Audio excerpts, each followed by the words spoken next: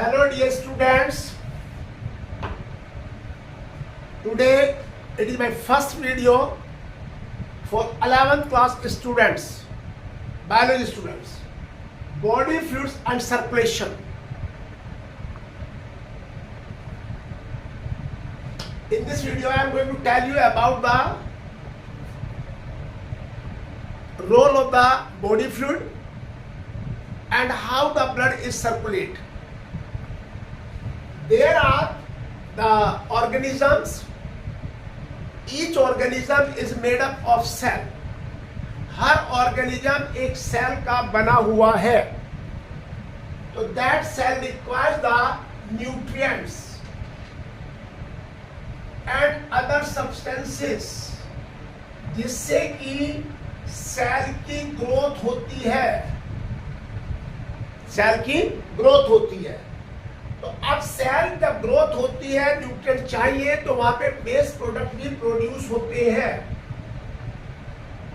इन waste का removal भी जरूरी है. If these waste are not remove then body will not do the function smoothly. यदि body के स्मूथ काम करने के लिए, बॉडी के कंपोनेंट्स को मेंटेन करने के लिए इन वेस्ट का निकलना सबसे जरूरी है. तो सेल न्यूट्रिएंट्स लेती है, यूटिलाइज करती है और जो वेस्ट होते हैं उनको बॉडी से बाहर निकालती है.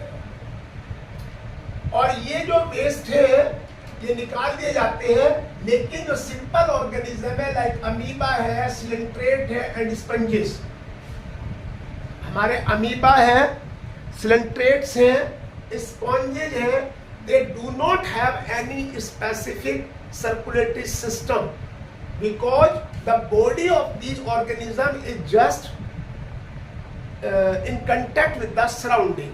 बिल्कुल सराउंडिंग के इमीडिएट होती हैं. तो ये अपने सारे वेस्ट वहां पर रिमूव कर देती हैं. Remove the waste in all these things or in all these animal, amoeba, centret and sponges. लेकिन जो मल्टी सेलुलर ऑर्गेनिजम्स हैं, जो कॉम्प्लेक्स ऑर्गेनिजम्स हैं, उनमें इन वेस्ट के रिमूव करने के लिए स्पेसिफिक सिस्टम की जरूरत होती है. For the removal of the waste is a need of some specific system, जिसको हम सर्कुलेटरी सिस्टम कहते हैं. तो कॉम्प्लेक्स ऑर्गेनिज्म में इस सर्कुलेटरी सिस्टम के अंदर यहाँ पर एक लिक्विड फ्लो करता है जिसे आप कनेक्टिव टिश्यू कहते हैं. And this is called the blood. इसको हम ब्लड कहते हैं. यानी जो कनेक्टिव टिश्यू है जो कि हमारी आर्टरीज में, वेन्स में, कैपिलरीज में फ्लो कर रहा है, उसको हम ब्लड कहेंगे. Blood is the connective tissue. It connects the one part of the body with the another. अब ये जो कनेक्टिव टिश्यू है, अगर आप हेल्दी पर्सन की बात करें, in the whole topic I will do the talk about the healthy person and adult. तो ब्लड की जो अमाउंट है 5 लीटर्स के करीब होती है. कुछ बुक में 5.5 लीटर्स भी लिखा है. इन सब बुक 5.5 लीटर्स भी लिखा है. और हमारा ब्लड एल्कलाइन होता है जिसकी पीएच है 7.4 से 7.6 के बीच में है. This is the pH of our blood. अब ये जो ब्लड है इसके अंदर कुछ कंपोनेंट्स होते हैं जिनसे ब्लड बनता है. इसमें मैट्रिक्स होता है, प्लाज्मा होती है और फॉर्म्ड एलिमेंट जिनको आप सेल्स कहते हैं. आरबीसी, डब्ल्यूबीसी एंड प्लेटलेट्स, ये सब फॉर्म्ड एलिमेंट है. अब सबसे पहले हम प्लाज्मा की बात कर रहे हैं. प्लाज्मा जो है ये हमारा स्ट्रो कलर का होता है, स्लाइटली एल्कलाइन होता है और ये ब्लड का 55% पार्ट बनाता है. Plasma constitute the 55% part of the blood. अगर आप इसमें कंपोजिशन देखें, यहाँ पे 90 से 92% आपका वाटर है और 8 to 10% आपके इनऑर्गेनिक सब्सटेंसेज है एंड ऑर्गेनिक सब्सटेंसेज है.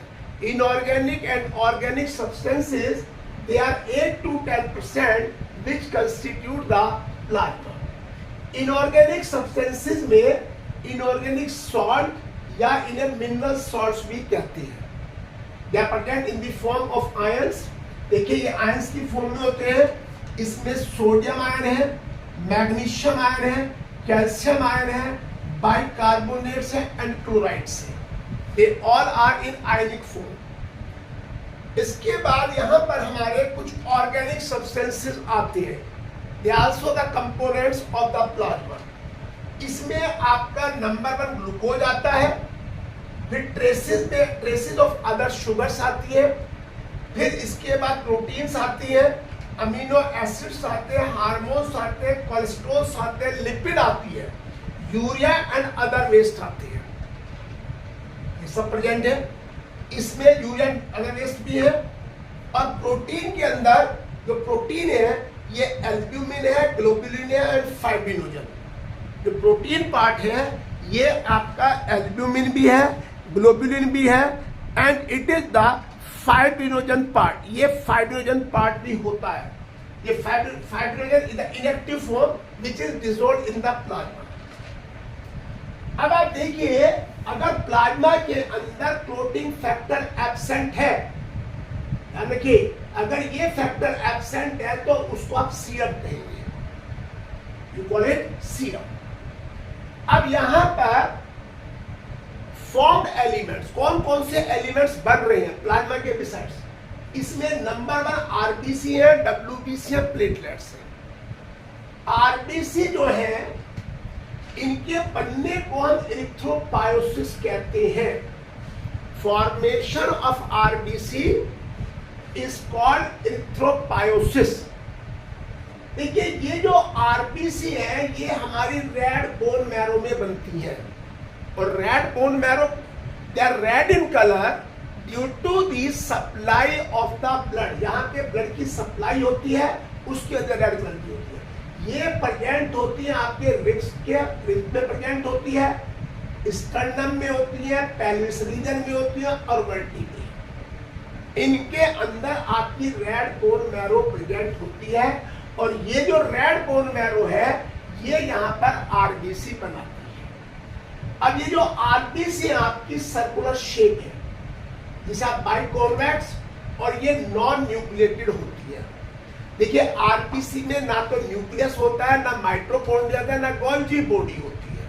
आरबीसी में सिर्फ ये यहाँ पर जो न्यूक्लियस है इसके स्पेस को ऑक्यूपाई बाय द हीमोग्लोबिन। जो हीमोग्लोबिन होता है जो प्रेजेंट होता है आरबीसी में, वो उस प्लेस को ऑक्यूपाई कर लेता है, जिसकी वजह से हमारी जो आरबीसी है वो रेड कलर की होती है, रेड कलर। अब जो आरबीसी है इसके अंदर अगर फीमेल में ले, आप फीमेल का केस ले, तो हीमोग्लोबिन की amount 12 to 14 gram in 100 ml blood है। यानी 100 ml ब्लड के अंदर 12 से 14 ग्राम जो है ये यहाँ पर हीमोग्लोबिन प्रेजेंट है। क्या प्रेजेंट है? हीमोग्लोबिन प्रेजेंट है। अब अगर मेल की बात करें, मेल के अंदर हीमोग्लोबिन की amount 14 to 16 gram in 100 ml blood होती है। यदि हेल्दी मेल और फीमेल में amount of the haemoglobin is variable, but एक एवरेज रेंज है वो आपकी 12 से 16 ग्राम इन 100 ml ब्लड में आती है। 12 to 16 ग्राम आती है। अब देखिए आरबीसी का नंबर, अगर आप फीमेल में ले तो आरबीसी आपकी 4.5 से 5 मिलियन पर क्यूबिक मिलीमीटर है। इसके अंदर फीमेल के अंदर, मेल के अंदर इनका नंबर 5 से 5.5 मिलियन पर क्यूबिक मिलीमीटर, यानी कि मेल के अंदर आरबीसी ज्यादा होती है देन द फीमेल।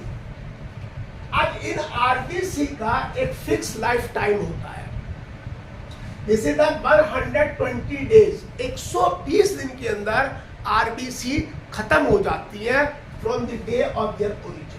अब जब ये खत्म हो जाती है आफ्टर दिस 120 डेज, तो इनके अंदर जो ये जो डिसइंटीग्रेट होती है ये आपकी स्प्लीन में होती है। स्प्लीन में डिसइंटीग्रेट होती है, जिसको हम कहते हैं ग्रेव यार्ड ऑफ आरबीसी, जहां पे आरबीसी डेथ के बाद रहती है।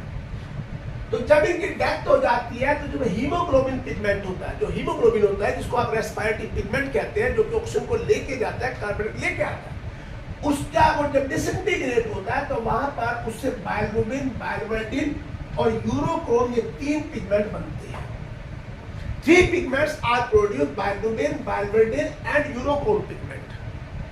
ये जो बाइल्रुबिन एंड बाइल्रुबिन है, ये बेस मटेरियल है, ये हमारे फीकल मैटर के साथ बाहर आ जाते हैं। They come outside along with the faecal matter and give the golden yellow colour to the faecal matter. अब आती है प्लेटलेट्स। प्लेटलेट्स या जिन्हें थ्रोम्बोसाइट्स कहते हैं। ये थ्रोम्बोसाइट्स आपकी ओवल शेप है, बाइकॉन्वेक्स शेप है और इनमें भी न्यूक्लियस नहीं होता लाइक द आरबीसी। एक बात ध्यान रखिए, आरबीसी जब पैदा होती है तब उनमें न्यूक्लियस होता है। When RBC are produced, they are the nucleus. But when they come in the bloodstream, they lose the nucleus, and that place is occupied by the hemoglobin. इनमें माइटोकॉन्ड्रिया होते हैं और गोल्जी बॉडी भी present होती है। हाँ, इनका जो नंबर है, there is no difference in sex, either male और female, जो भी है, 1,50,000 से 3,50,000 के करीब ये होती है in a healthy person, cubic per millimetre. और ये जो सेल्स बनती है after the breaking of the big cells, जो बिग सेल्स होती है जिनको मेगा कैरियोसाइट्स है, उनसे ये बनती है। कौन? थ्रोम्बोसाइट्स और प्लेटलेट्स।